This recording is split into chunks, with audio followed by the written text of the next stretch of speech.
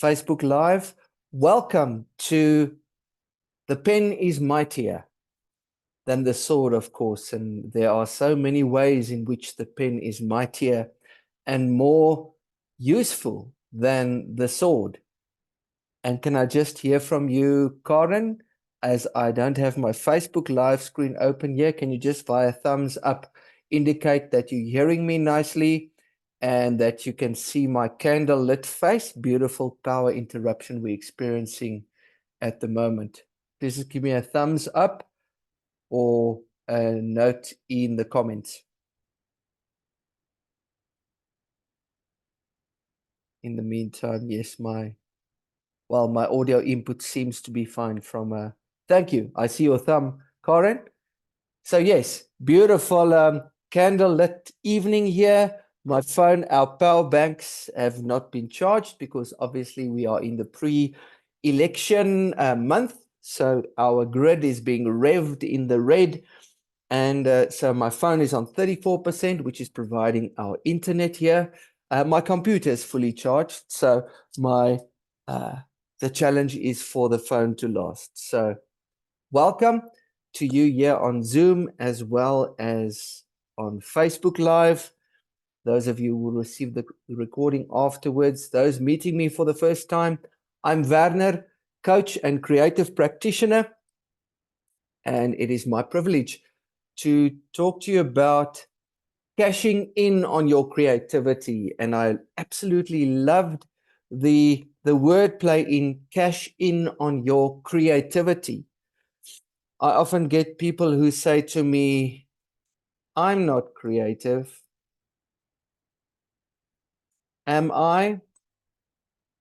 And then it's wonderful for me to put mirrors and windows in front of such people and say, have you recently experienced a dream while sleeping that surprised you? And without fail, somebody will say, or most people will say, of course, yeah, I had this and that, and we don't want to get into the vagueness and the obscurity of these dreams. However, that is one of the key ways in which I can prove that there are things inside every human being that needs to be explored, needs to be questioned, and that come from some seemingly random place as a birthplace of creativity. Another thing is, have you recently been frustrated with something in your household, something you wish to be better? Have you recently been frustrated by something in your community, in your street, something you want to see improved? And then without fail, people will say, yeah, of course, South African cities, etc., potholes, power issues, sewage issues, and a whole host of other things. Once again, the birthplace of creativity. I want to solve something. I want to see something solved. I want to see a problem become less of a problem. I want to see a pain become a pleasure. That is whether one generates a fantastically profitable or cash cow idea. That's a second story. However, the primary reflex for all creativity is, I want to fix something. I want to solve something. I want to address a need. And this is my moment to officially start with the story of the potter girl. As for me, a wonderful allegorical, even fable level story that exemplifies, I want to say, the framework of all creativity and all innovation attempts. Because if we are to be honest with ourselves, we will find that the number of thoughts that go through our imagination per day and in the sleep world, the dream world, is so vast. So there are actually many creative impulses going through every single person. To act on which one to act is the issue. And then, but let's dive into the story of the potter girl. So once upon a time, there was a remote village. It's way back before the technology which breaks so easily like we have these days, and everybody was agriculturally inclined. However, this one girl stole away some hours from her work in the fields because she had this natural bent for going to the clay repository, going to the river, getting the clay from the river, getting different kinds of clay, and then experimenting. So she started throwing one pot after the other.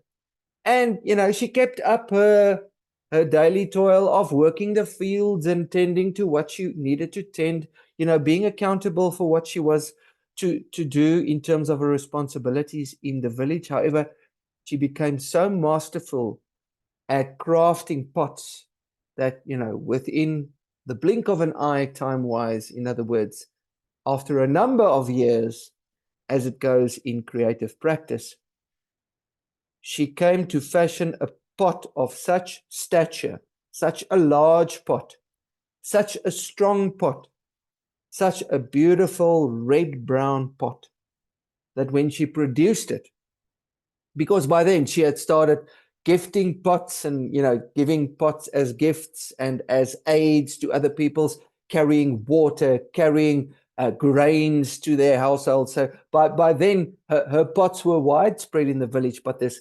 majestic pot, when the village chief saw it, the village chief said, whoa, from now on, you will be primarily the potter girl of the village, and you will have minor duties in the fields and with other responsibilities. So they decided to put that pot on display for the other villagers and the travelers passing through the village to see.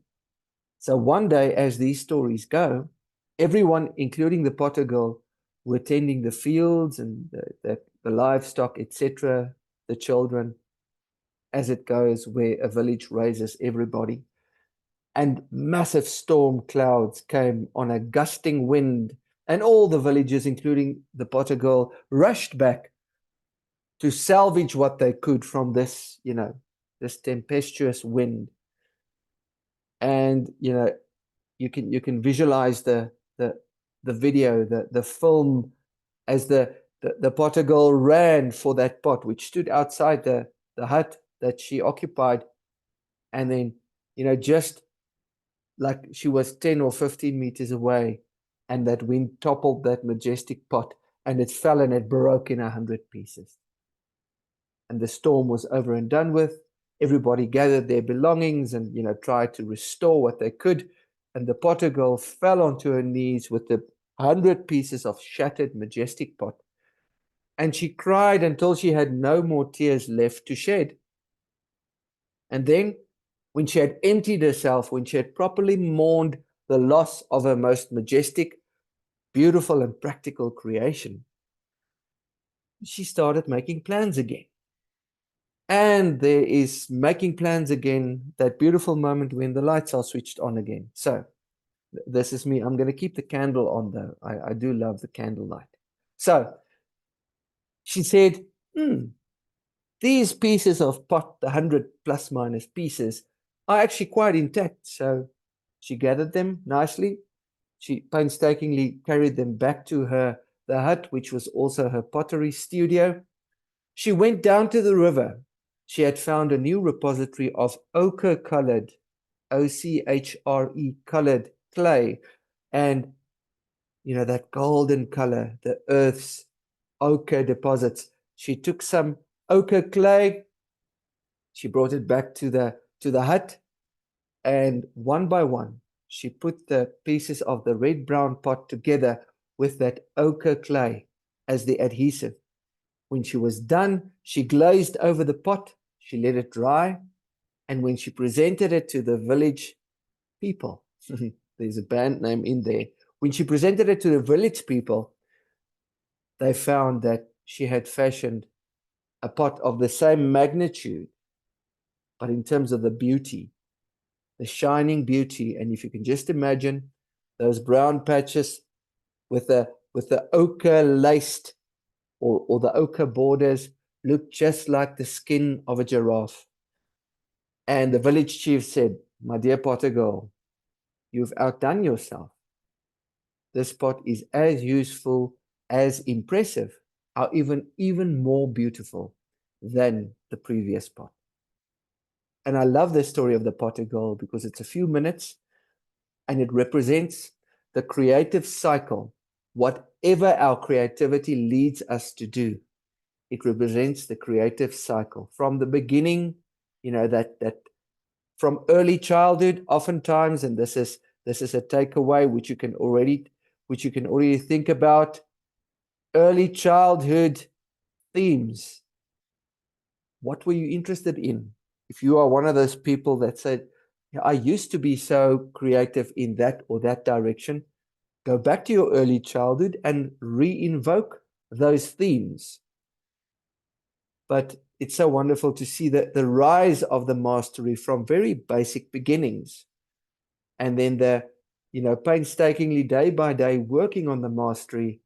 Then at one point, because she was naturally talented in pottery, of course, then one day, quicker than, thank you very much, Eskom, our ambience is back. One day, she managed to fashion that massive pot.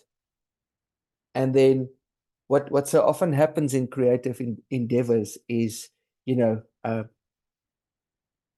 become masterful. We deliver a masterful product or service, but it still breaks or isn't optimally successful. And I think that's the part where that massive pot shattered, just for her to say, okay, let me mourn it properly. Let me go through the emotions of mourning the shattering of my dream, and then take the shards, those 100 pieces of pot, and put them together with the ochre clay and bring something even more beautiful and still as practical and impressive. And that is what I do love about the possibility of all creativity and innovation. It's about practical and beautiful. So when you think of yourself as a person, you'll probably find that you will have a mix of, I want to make, let's say, my world work better, and I want to make my world more beautiful. And sometimes I wish the following blessing upon people when on emails or text messages. I would say, please work your day to a place of beauty. So it's a thing of something working, something is functioning, something is useful to us as human beings in our relationships, our relationship to ourselves, a relationship to our personal network, our relationship to our professional network, our relationship to people in public, as we are in traffic, walking, cycling, in cars, in buses, in the Gautrain, wherever we might be, in trains, wherever we might even be flying. So please work your day to a place of beauty. That thing of it must work. The operations of our day must work. The dots must be connected. The I's must be dotted. The T's must be crossed, as many as possible. And then that thing of, we've got this innate thing of beauty. Where I am at the moment, Central South Africa, beautiful autumn rains. It's so green. The grass is truly, achieving its growth record in terms of how long it's growing in this season. The days are balmy. It's room temperature, 22, 23, 24 degrees at the height of the sun's power. You can hear my crickets, my writing buddies, the crickets are active as well. The bird song, the swallows are preparing to go for Europe. There's so much beauty in the operations of our days. So Please work your day to a place of beauty. If you think of the potter girl story and you think of this blessing, I want to ask you, what are you most interested in? Most interested in improving the working of your day and your world, or improving the beauty? Perhaps both. And now I must just add a caveat here, and that is that in terms of beauty, let's just recognize that the vast majority of sights, sounds, smells, experiences, what have I missed? Oh, thank you. It's a bit of a disco here. I'm going to do Staying Alive as a playing out song. The vast majority of life on earth is already beautiful. It's in the culture, in our connection with other people, that the disappointments, the break of trust, the pollution, etc., that we sneak in aspects of that. Obviously, the media and a lot of other players try to amplify all these things. However, it's all just like those ochre borders of the potter girl's second pot, the giraffe patterned pot. It's the same thing there, that there is a on the periphery of our existence, we see this room for improvement, room for more beautification. So question to you is, are you into function? Are you into things must work better, greater efficiency, greater effectiveness, hitting the mark, greater economy, the affordability of things? Is that your bent? Or is it literally just more beautiful, more harmonious, a better soundtrack to the day, etc.? Think about that, and please activate your weapon of mass creation if you haven't done so for a while, which is your journal and or sketchbook. Take some words for a walk. Walk and or some lines. And like I warned you on the advertisement for tonight's webinar, is that if you take these invitations, these prompts, it's almost like I'm dropping lozenges, effervescent lozenges in the river of life that each one of you are. If you take them seriously, it literally may lead to moonlighting businesses. It might lead to whole new career possibilities, or it may just get you to remember that it's so important for us to be creative. Just this morning, I browsed over Einstein's quote, who said, either all of life is a miracle, or none of life is a miracle.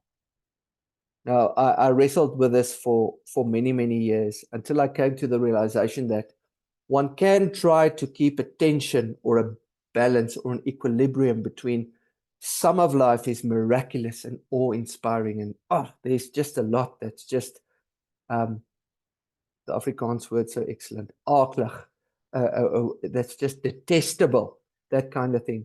But it's very difficult with life happening, personally, professionally, and in public, socially, the infrastructure of the world, the weather, external factors that we have no control over.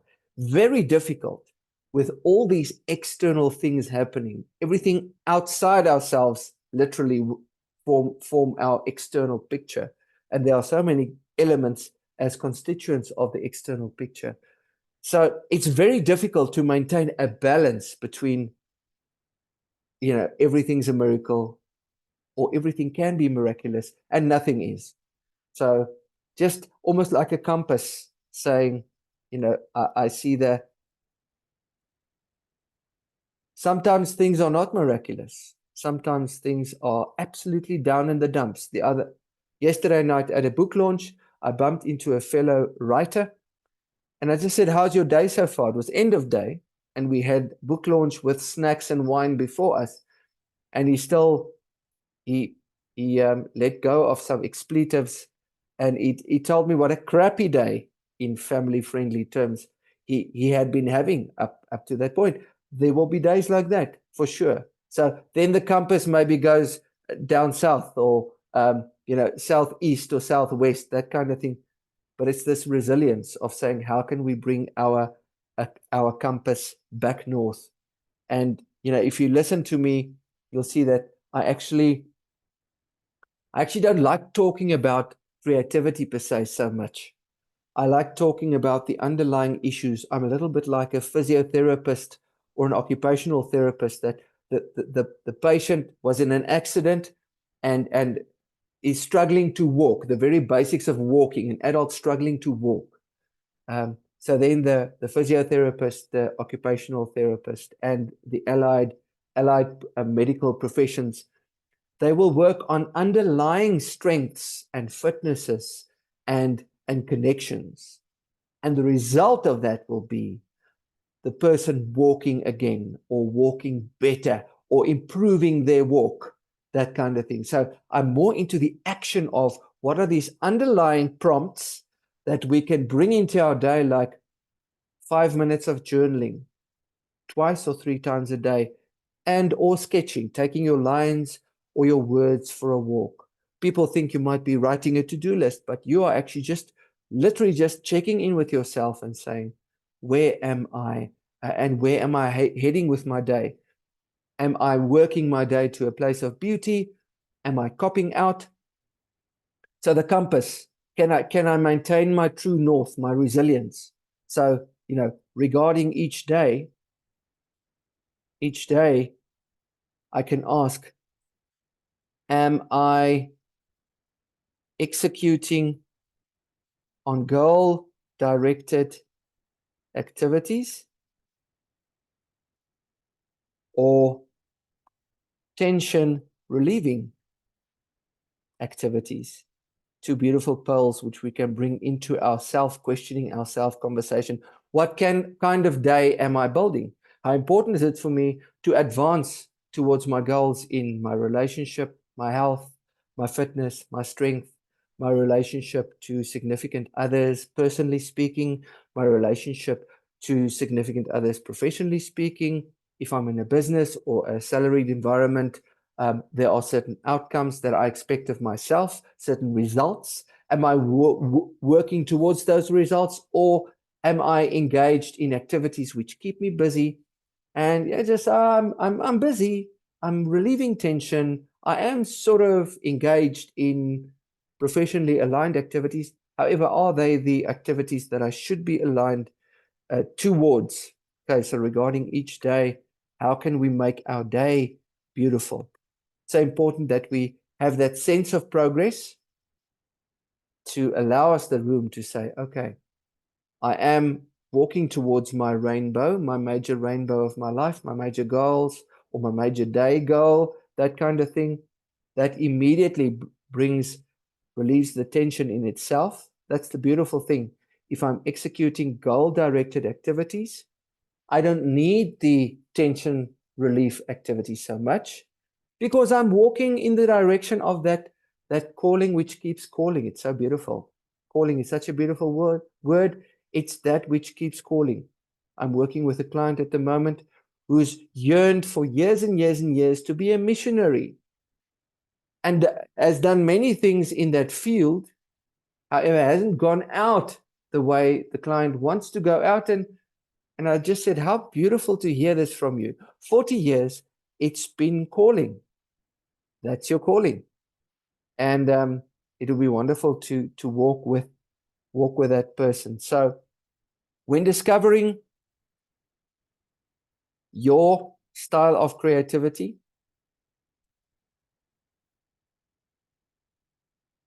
it's really for me a remembering, and it's making the time to remember.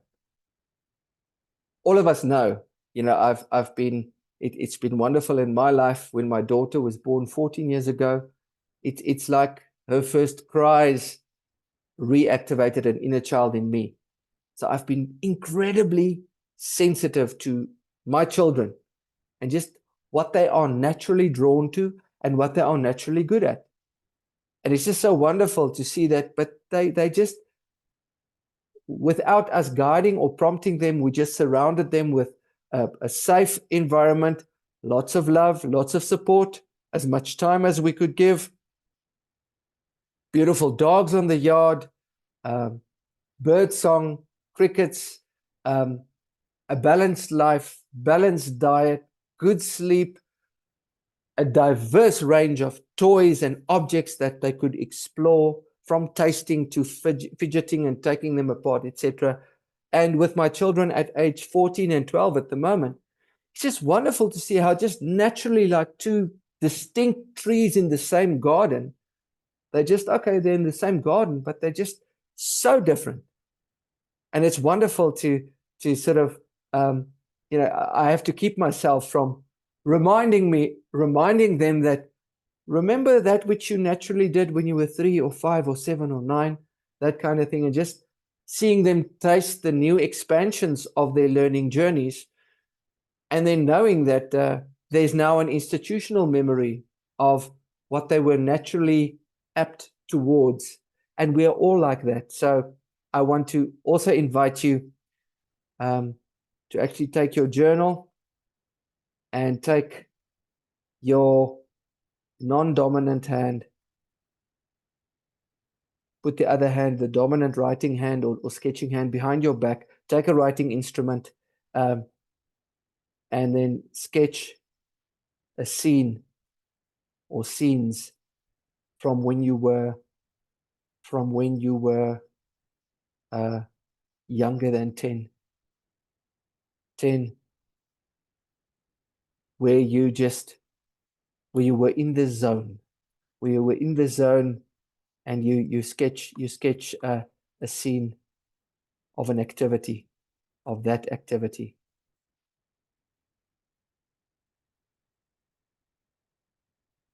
And the beautiful thing about this discipline is to do it more than once, do it a number of times.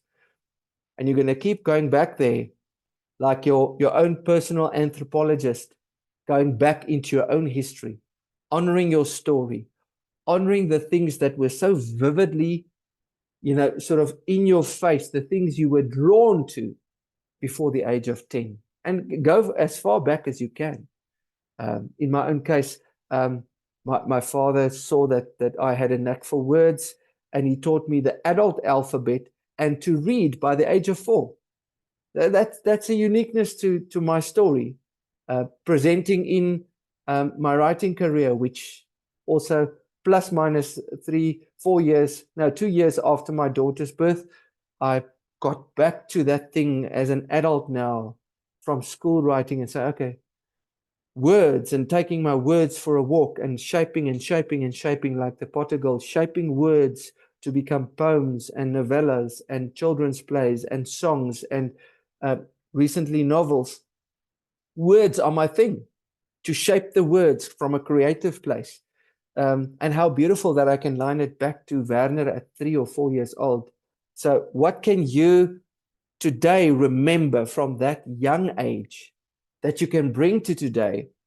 And the bare minimum that you're going to do is, despite how tough your professional, your personal challenges might be, you might also be in the kind of space where myself and my wife are, somewhere in your mid to late 40s, with the 2 kids, 2 dogs, 2 cars, 1 house, all the maintenance, life happening, the bills having to be paid, and everybody just so busy with what's important to them, that kind of in the thick of life.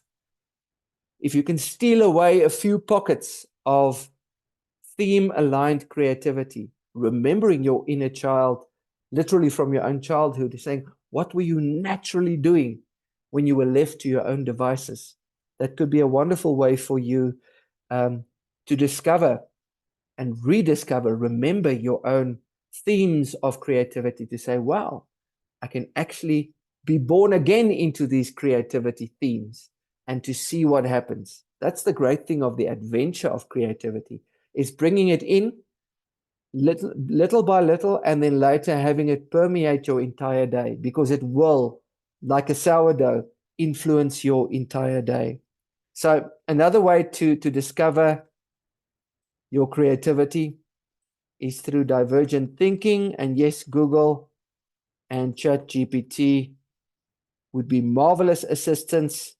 The term for you, what it's about, and I'm busy with this very same concept with this series of mine where I'm saying the pen is mightier and better for back scratching than the sword.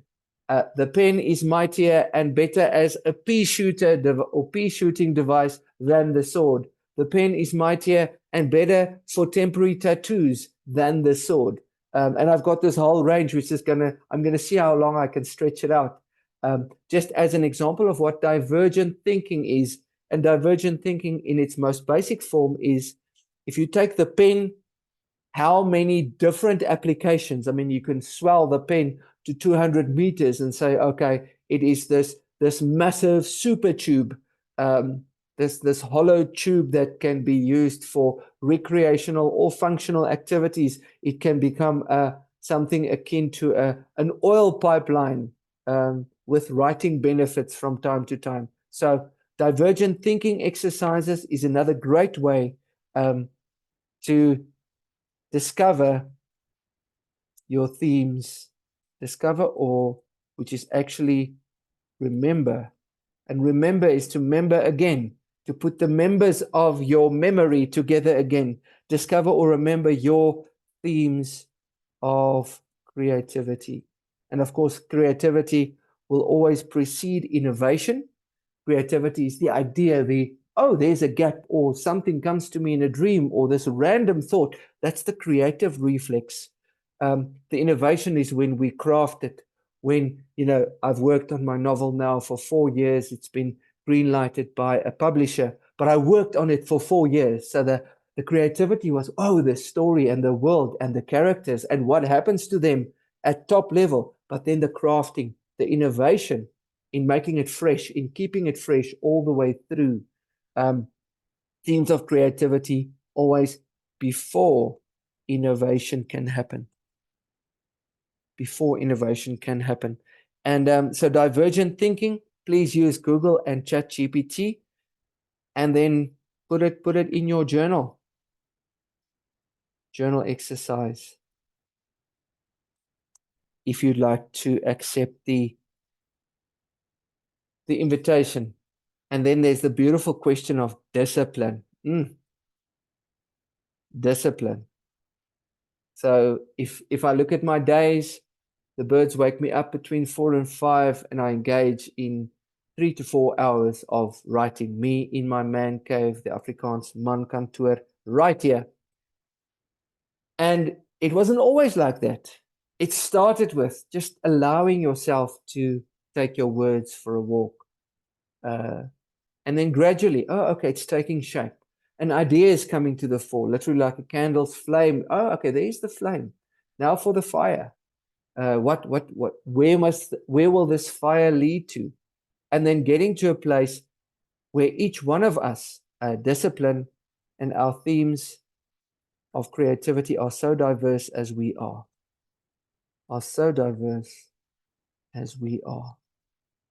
And I mean, it can go from gardening, cooking, origami. People in my network, I'm just calling them to the fore. Literally like home improvement, bonsai. There are some potters. There are some visual artists, writing, music. And I mean, it goes on and on and on. I mean, entrepreneurship. I'm a startup coach as part of my professional offering. Entrepreneurship, or taking one's business from a self-employed to, and now I want a team of 5 or 3 or 10 or 200. It's just a new start. It's a new ball game. So, and then the list goes on and on and on. What I'm actually saying is it's everywhere. And if we were to observe the world around us, from our household to the street, to the nearest mall, to the nearest office park, to the nearest city center, you'll see that there's change happening, improvement. Um, some buildings are degrading, which is also a kind of change. But in terms of technology, it just keeps on improving. Our vehicles, our communication, the things we eat, the medical industry, it's just all improving, new patents, new processes all the time. So we can either make a choice to say, I want to be the consumer of that. And the question is, do I want to be a contributor to the improvements in function, the working of things,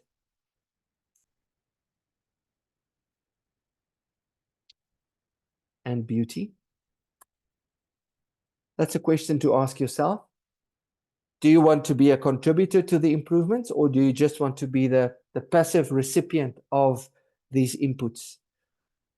That's a very good question to ask yourself. And in terms of the discipline, the beautiful thing about the discipline is it will be your conscientiousness, your conscience, that'll drive you into doing it again on the one hand. On the other hand, there are certain themes that you're just drawn to. So for each individual, there are themes that draw you in more than others. And it's to find that, to discover that, to rediscover that, to remember that, which will lead to the discipline. I mean, there are so many ways to gamify your days.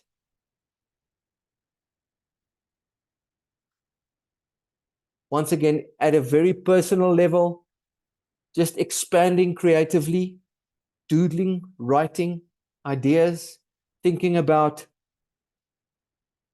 problems I want to solve. 3 per day for 30 days. That's not too much work. It'll give you 90 problems that you are drawn to solve or that bug you. And who knows, maybe one of them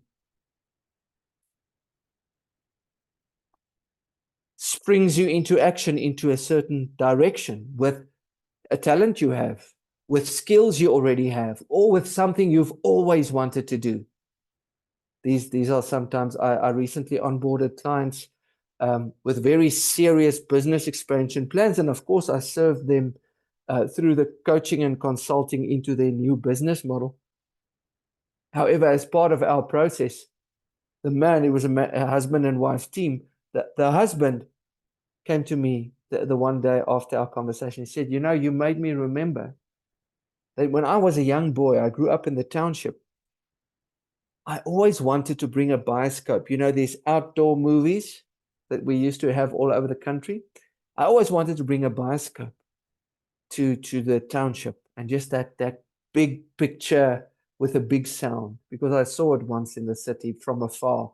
He wasn't allowed to enter, but he witnessed it from quite a far distance, and the sound came to him.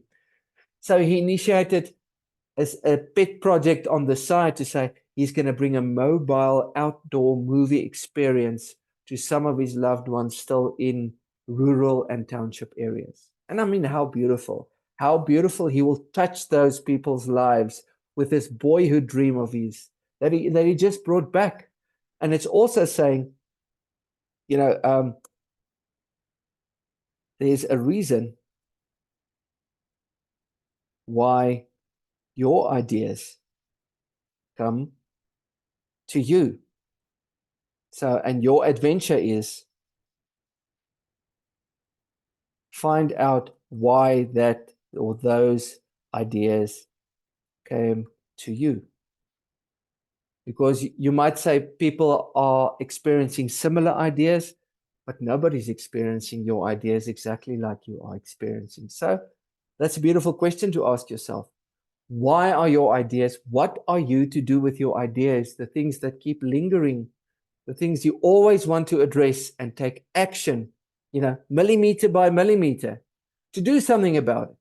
Idea becomes thought, thought becomes word, word becomes something on the paper with your weapon of mass creation, your self-selected, write out work, like we used to be penalized at school, write out this line 100 times.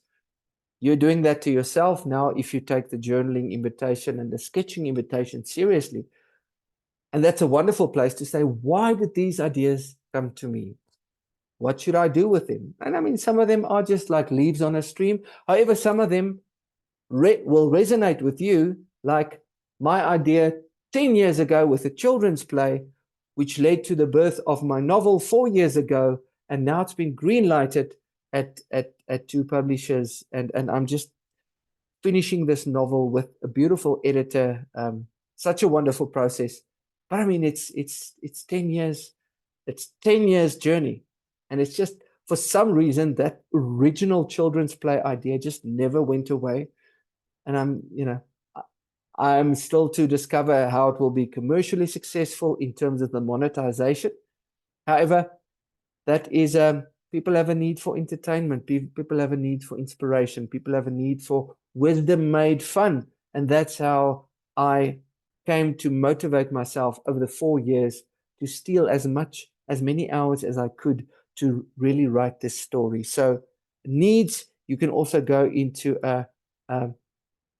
needs you want to address, because some of us are drawn to processes, to improve processes in life. Some of us are drawn to persons, to help persons become better. If I look at my own game as a coach and creative practitioner, it really is all about the people, the individual as leader of their life story and leader for others. We are all leaders and we're all creative. So needs I want to address, I mean, you can add 2 of those per day for 30 days. 30 days, and I mean, after a month, you'll literally have, 5 times, you'll have 150 ideas, needs and problems that appeal to you in your mix that you can do something about. And that can be a wonderful gateway to remember or to enhance your current themes of creativity. And to, with care, if you're in the workplace, whether you are a business person or in employment, just become a creative contributor, helping plug the gaps. There are always room for improvement in processes, from core operational processes to admin and finance processes in businesses and in employment environments. There's always room for improvement. And it's all about respecting your role, respecting your boundaries. However, it's wonderful for me. I work with working adults in salaried positions, new managers coming in, and I take them through this kind of process to invoke, to remember their themes of creativity, become innovative. In other words, not just putting willy-nilly ideas in the faces of your line managers or your shareholders or what, but really saying, cash in on your creativity. So you'll become masterful at your themes of creativity, or one theme of creativity. Then it will become practical, where you say innovate, where you are solving a problem, solve problems, and address needs, which of course is very wide. It drives all of the economy, is the solving of problems and the addressing of needs. But when your creativity gets to that level, and address needs, and then it's a question of, it must also be affordable budget-wise. And that's the slight word trick I built into the theme here, is cash in on your creativity. If you want your creativity to become cash generating for you, then in terms of the budgeting aspect, in terms of the idea, the grand idea being distilled to something small, a product, a service, something which solves, something which addresses a need for you at first, maybe for your loved ones, then a wider circle. If you want to go entrepreneurial, then it's all about it will have to compete with contemporary products and services. And I'm gonna round off with a story of my first wife. And I know you might not, many of you might not be comfortable speaking about your first wives, first husbands, etc. I must say, from my perspective, it makes it much easier. The fact that I'm still married to my first wife, then it's much easier to talk about that. But you know, I think it was my son's second birthday. She baked a cake, and one of the persons attending had a mother in her network looking for someone to bake a theme-based, delicious, healthy, just impressive cake. And she experienced that at our birthday party, my wife's cake. So she got referred to a boy called Eric's mother, Eric's 6th birthday party, and she baked a cake there. And it was a roaring success. And I mean, for her to receive it quite a way back, but I mean, more than $1,000 for her cake was like, okay. There are some people that value a birthday cake much more than I do. But she was well paid for that cake. So on the Eric's seventh birthday party, she got the cake and the eats and drinks. And you know how the story goes. And for the 8th, she got the cake, eats, drinks, tent, the clown, the entertainment. And then Eric started becoming a spur birthday kid. So that took Anneline's party, children's party responsibilities out of the mix. However, the mother is a CEO. The mom is a CEO of a construction company. So in that year of, which would have been Eric's 8th, whatever juggernaut, gargantuan birthday party, construction company, my wife got the year-end function, and they gave her just the venue. There wasn't even a functioning kitchen. So it's literally from mobile kitchen, the DJ, the dance floor, tables, chairs, cutlery. And I mean, I can go on typing here. Crockery, 3-course feast, the bar. And I mean, just how beautiful is that? That from the mastery of just striving to put the perfect children's parties together for one's own children can lead to something like this. And my wish for you on Zoom and you on Facebook Live is that wherever you are in your own creative practice, that you will remember that you are creative. You have ideas coming out of you that only come through you, and that you can find out why they come through you by working them into something like the Potter Girl's pot, and to see what happens. If you find your themes of creativity which repeat themselves as hobbies in your workplace and sometimes in integrated fashion. So may we all resonate with the invitation to hold the pen as mightier than the sword in 1,000 ways, from back scratching to pea shooting to makeshift vampire teeth. So may we see everything as possibilities and in new ways, and may you honor the ideas, the problems, the needs you want to address that come through you, the urges that keep calling you, and see what happens. May you truly convert your creativity to well-costed value for money innovation for yourself and others, and keep some of your themes of creativity just for the joy, and see what you can monetize. Who knows? You might activate like this ESCOM candle. You might activate the joy into your day sooner rather than later. So from my side, Werner, thanks for being here. And yeah, thanks for your reaction. Please have a great evening with and without electricity, as the case may be. And please remember to be the dance you wish to see in the world. I'm looking forward to seeing you at my next webinar and to sharing my tools and tips and tricks with you via email that I promised, those checklists to help you create creative prompts. Please have a good evening, a morning, an afternoon, whenever you see or review this video. All the best.